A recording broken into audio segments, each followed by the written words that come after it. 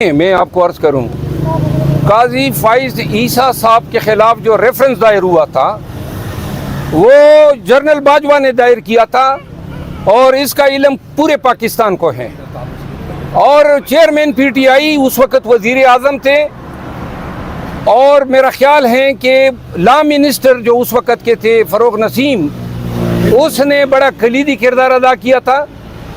Chairman P T I اس پہ regret کر چکے ہیں۔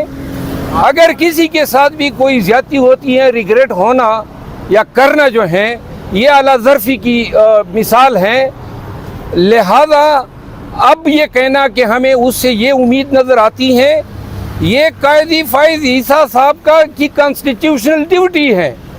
آئین کہتا ہے کہ وہ انصاف کریں گے، وہ اپنے فرائض منصبی آئین کے مطابق انجام دیں گے، اور ہمیں اس ملک کو اچھے ججز کی ضرورت ہے، مضبوط عدلیہ کی ضرورت ہے، آزاد عدلیہ کی ضرورت ہے۔ اگر یہ کہنا کہ ہماری عدلیہ آزاد ہو، ہمارے جج صاحبان آزاد ہو، ہماری supreme court rule of law اور سپریمیسی آف کانسٹیٹیوشن کے لیے فیصلے صادر کریں، اگر یہ کہنا کسی حوالے سے کمزوری کا اظہار ہے تو ہم اس کمزوری کا اظہار بار بار کرتے رہیں گے۔ تو کیا فرق پڑے گا کہ جب عمل ان میں کرنا نہیں کرنا اپنے بھیا جو ان کے سوچ میں ہے؟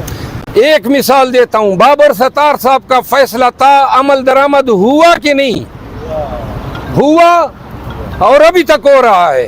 یہ جج پہ دار و مدار رکھتا ہے۔ جس روز 14 مئی کا فیصلہ جو ہے انہوں نے پاؤں تلے روندا اور سپریم کورٹ اپنے فیصلے پہ عمل درآمد نہ کرا سکی، اس دن سے عدلیہ کی بے توقیری شروع ہوئی ہے۔ Sir, I've got a question. Sir, why do they reserve the decisions always? Because when they reserve and when they announce, there's a lot of confusion and a lot of misunderstanding developed. So why do they reserve it? They have this prerogative to reserve the judgments. Sir, They have this prerogative, but in urgent cases, the courts have ordinarily pronounced the judgment there and then. So we expect that in all such cases like the one we are good today, or like the one we are good a week before, and in which cases the judgments have been reserved, we expect that such judgments or judgments in such cases would be pronounced there and then. قاضی صاحب کے جانے پہ کیا کہیں صاحب گے؟ کو مرغے دیے جا رہے ہیں، ان کو بیڈ دیا گیا ہے، ان کو کولر دیا گیا ہے، لیکن کل نہیں پنجوتھا صاحب ملاقات کر کے وہ بتا رہے تھے وہی گیلا بستر ہے، وہی ٹیم کی چھت ہے۔ اس پر کیا کہیں گے؟ دوبارہ آپ نے ان کی سہولیات کے لیے پٹیشن نکالی۔ دیکھیں، میں نے تفصیلی پریس کانفرنس کی تھی۔ چیئرمین پی ٹی آئی جو ہیں، قانون جیل مینیول اور پریزن رول کے تحت وہ اپنے پیسے پہ اپنی مرضی کا خوراک کھا سکتے ہیں۔ ہم نے متعلقہ اکاؤنٹ میں پیسے جمع کیے ہوئے ہیں اور خان کے اپنے خرچے پر اس کو کھانا دیا جا رہا ہے۔ صاحب یہ بتائیے گا کہ اس وقت جو نگران سیٹ اپ ہے پورے اختیارات استعمال کر رہا ہے، آپ کو لگ رہا ہے کہ نگران سیٹ اپ ان اختیارات کو استعمال کرتے ہوئے الیکشن کی جانب بڑھے گا، آگے الیکشن کمیشن الیکشن کروائے گا؟ اور ساتھ میں صدر کے حوالے سے بھی بتا دیجیے گا کہ صدر کے پاس اس وقت آئینی اختیار ہے کہ وہ تاریخ کا اعلان کر سکیں؟ دیکھیں، پہلا سوال ہے نگران سیٹ اپ کا۔ نگران سیٹ اپ جو ہیں وہ میرے خیال میں آنکھوں میں دھول جھونکنے کے مترادف ہیں۔ پاکستان بھر میں جب بھی نگران سیٹ اپ یا حکومتیں تبدیل ہوتی ہے تو اس کا سب سے پہلا اثر ہمارے شعبے پہ پڑتا ہے۔ تمام سرکاری وکلاء، attorney general, advocate general, D A Gs, A Gs, یہ چینج ہو جاتے ہیں۔ آج تک پاکستان میں ایک بھی سرکاری وکیل چینج نہیں ہوا ہے۔ وہ تب نہیں ہوتے ہیں جب انہی کی حکومت کا تسلسل ہوتا ہے۔ تو لہٰذا یہ نگران حکومت جو ہے یہ پی ڈی ایم اور شہباز شریف کے حکومت کا تسلسل ہے۔ اب آج جو فیصلہ ریزرو ہوا ہے، آپ کیا توقع رکھتے ہیں کہ عمران خان کو کل عدالت میں لایا جائے گا G11 میں، یا پھر اگین اٹیک جیل؟ اگر آج کا یہ فیصلہ جس میں جواب یہی تھا کہ جی کوئی قانون نہیں ہے، یعنی کہ لاقانونیت ہے، اس میں جج ابو الحسنات کو روکا نہیں جاتا ہے کل اٹک جیل جانے سے، تو اس کا مطلب ہے کہ لاقانونیت کو دوام دی جا رہی ہے۔ سر، بلاول بھٹو اور زرداری آپس میں الیکشن کے معاملے میں لڑ پڑے ہیں۔ ایک کہتا ہے، بیٹا کہتا ہے الیکشن ہونی چاہیے جلدی، زرداری کہتا ہے نہیں ہونا چاہیے۔ اس پہ کیا کہیں گے؟ لڑائی حقیقت میں نظر آ رہی ہے؟ جی، اگر وہ لڑ پڑے ہیں، ایک کہتا ہے ہو جائے اور دوسرے کہتے ہیں نہ ہو، تو میرا خیال ہے کہ اس سے نکلنا کچھ نہیں ہے۔ یہ باپ بیٹے کی لڑائی جو ہے یہ تو میں نے پہلی دفعہ سنا ہے کہ کوئی قانونی ہوگا وہی جو زرداری چاہے گا۔ چیف جسٹس صاحب اسلام آباد ہائی کورٹ عامر فاروق صاحب کی عدالت میں سائفر کیس کی سماعت ہوئی.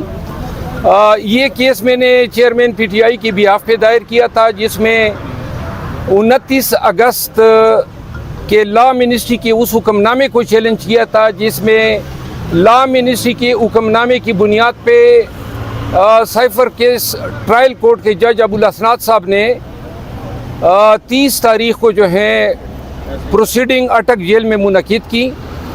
ساتھ میں ابو الاسناد صاحب کے تعیناتی کے حکم نامے کو میں نے چیلنج کیا تھا. یہ دو نوٹیفیکیشن جو ہیں اس پہ آج لا منسٹری کی طرف سے، FIA کی طرف سے اور دیگر ریاستی اداروں کی طرف سے سرکاری وکلاء صاحبان نے بھی اپنے دلائل دیے.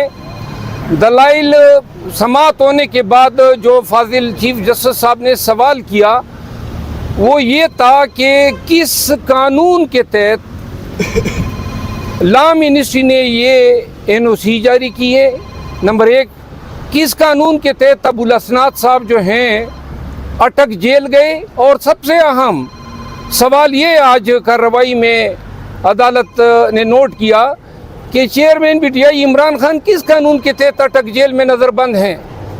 آپ میں سے بہت سارے صحافی حضرات وہاں پہ موجود تھے. ان تمام سوالات کے کوئی جوابات سامنے نہیں آئے اور عدالت نے اس پہ حیرت کی بھی اظہار کیا.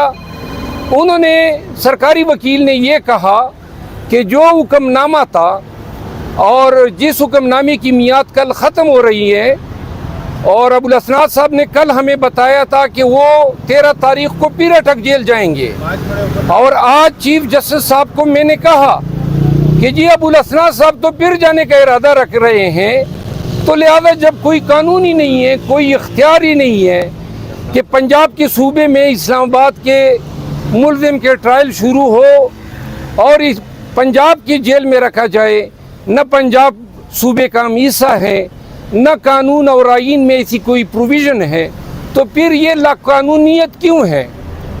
اور اس لاقانونیت کا آج کوئی جواب کسی بھی سرکاری وکیل نے نہیں دیا.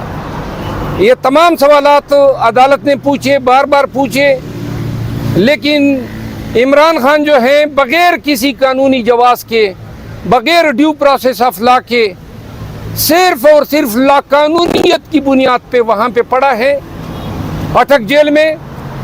تو لہذا عدالت نے بات سماعت کرنے کے بعد میں نے استدعا بھی کی کہ جو پہلا ہم نے کیس دائر کیا تھا جس میں ہم نے کہا تھا کہ ان کو اڈیالہ جیل منتقل کیا جائے، اس جیل میں سماعت ہوئے اور فیصلہ محفوظ ہوئے تقریباً 7 ایام ہو چکے ہیں، ابھی تک وہ حکم نامہ نہیں آیا ہے.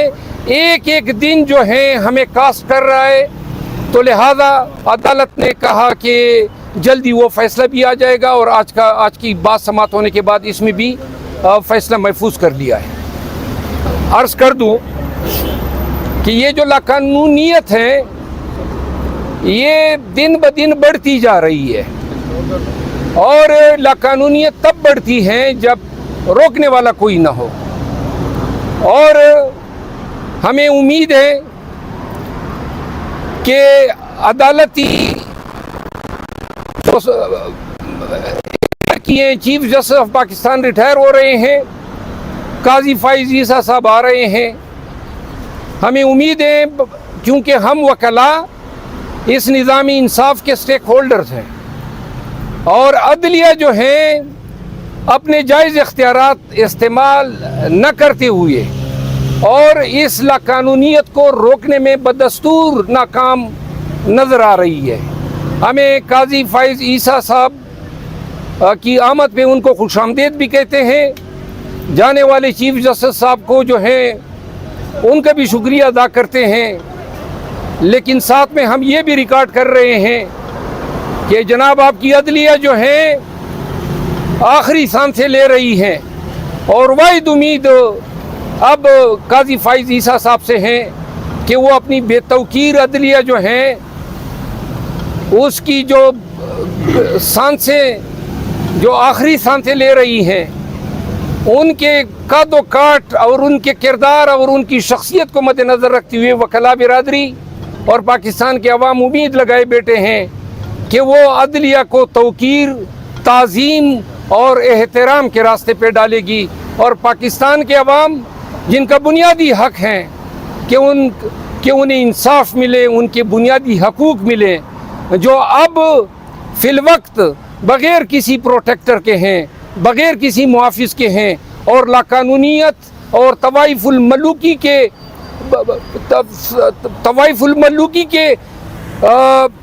اس پہ پڑے ہوئے ہیں، کوئی آسرا نظر نہیں آ رہا ہے. تو لہذا اس کا اختتام جو ہے، اس کا حل جو ہے ہمیں قاضی فائز عیسیٰ کی شکل میں نظر آ رہا ہے. امید ہے کہ وہ پاکستان کے عوام کے امیدوں کو جو ہیں ٹھیس نہیں پہنچائیں گے.